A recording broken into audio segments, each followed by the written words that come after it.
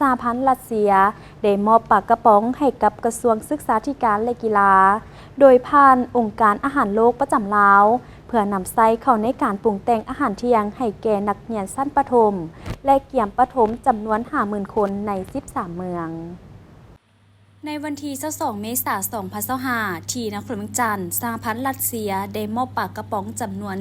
149 ต้นเท่ากับ 600,000 กว่ากระป๋องให้กับกระทรวงศึกษาธิการและกีฬาโดยผ่านองค์การอาหารโลก WFP เพื่อใช้ในการปรุงแต่งอาหารเที่ยงให้แก่นักเรียนชั้นประถมและเตรียมประถมจำนวน 50,000 คน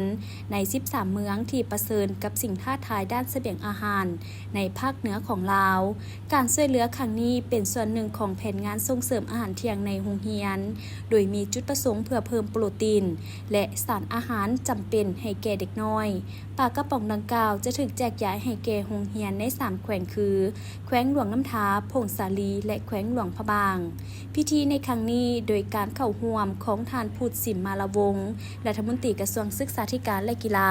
ท่านวลาดิเมียร์กาลินอินเอกอัครราชทูตรัสเซียประจำลาวท่านมาร์คอันเดรโปสผู้ต่างหน้าและอำนวยการองค์การอาหารโลกประจำลาวพร้อมด้วยภาคส่วนที่เกี่ยวข้องเข้าร่วมในพิธีท่านพุทธสิมมาลาวงศ์ได้กล่าวว่าและยาผ่านมากระทรวงศึกษาธิการและกีฬาได้สุมทุกความพยายามในการส่งเสริมเวียกงานการศึกษาให้มีคุณภาพเท่าเทียมทั้งอยู่ในตัวเมืองก็คือชนบทห่างไกลศอกลีกโดยมีการประสานสมทบกับหลายแขนงการจัดตั้งบุคคลนิติบุคคลทั้งภายในและต่างประเทศสำหรับการส่งเสริมอาหารเที่ยงในโรงเรียนเป็นนโยบายทั้งเป็นยุทธศาสตร์ของรัฐบาลเพื่อช่วยเหลือครอบครัวทุกข์ยากลดผ่อนค่าอาหารของครอบครัวให้ลูกไปโรงเรียนมีเวลาในการสร้างสาเศรษฐกิจครอบครัวหลายขึ้นเป็นการสร้างเงื่อนไขเพื่อดึงดูดให้เด็กนักเรียนในชนบทห่างไกลศอกลีกได้กินอาหารเที่ยงที่มีโภชนาการอยู่ในโรงเรียนนักเรียนอยู่ในโรงเรียนตลอดวันเข้าเรียนให้เขาเจ้ามีความหักแพงสามัคคีช่วยเหลือซึ่งกันและกันในการเรียนและการใช้ชีวิตแนะใส่ปรับปรุงปัญหาด้านสุขภาพและคาดหมายของการศึกษาให้บรรลุตามคาดหมายที่วางไว้ในปัจจุบันนี้ทั่วประเทศมีโรงเรียนอนุบาลและโรงเรียนประถมศึกษา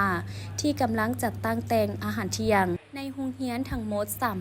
3,470 แห่งอยู่65เมืองใน17แขวงมีนักเรียนประมาณ 222,183 คนหญิง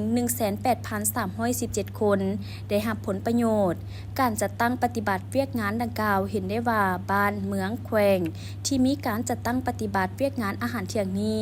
แม้นมีเด็กนักเรียนมาเข้าเรียนหลายขึ้นการปราการเรียนก็มีน้อยลง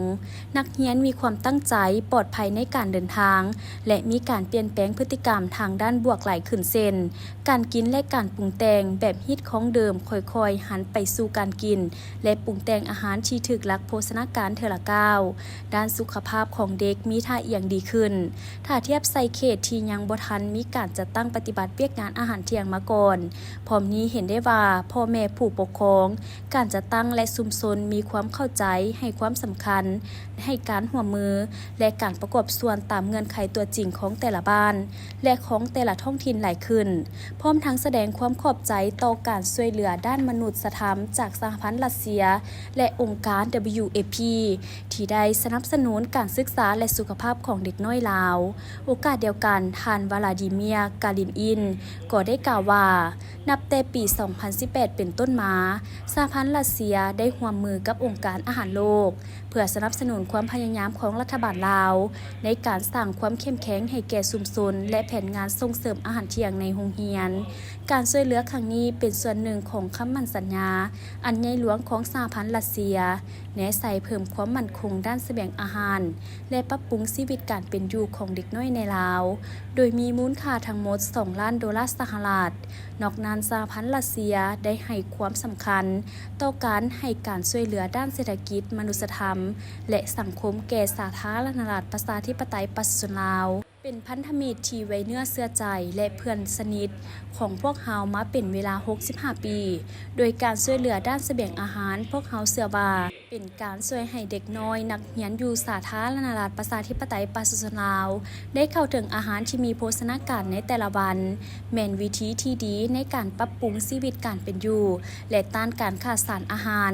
พวกเฮาคาดหวังว่าการช่วยเหลือของพวกเฮาจะประกอบส่วนเข้าในความพยายามร่วมกันของประชาชาติเพื่อสุขยูการพัฒนาเศรษฐกิจและสังคมในลาวและพวกเฮายังจะสืบโตสนับสนุนลาวในการพัฒนาเศรษฐกิจและสังคมโดยเฉพาะด้านเสบียงอาหารและการศึกษาในสาธารณรัฐประชาธิปไตยประชาชนลาวอีกต่อไป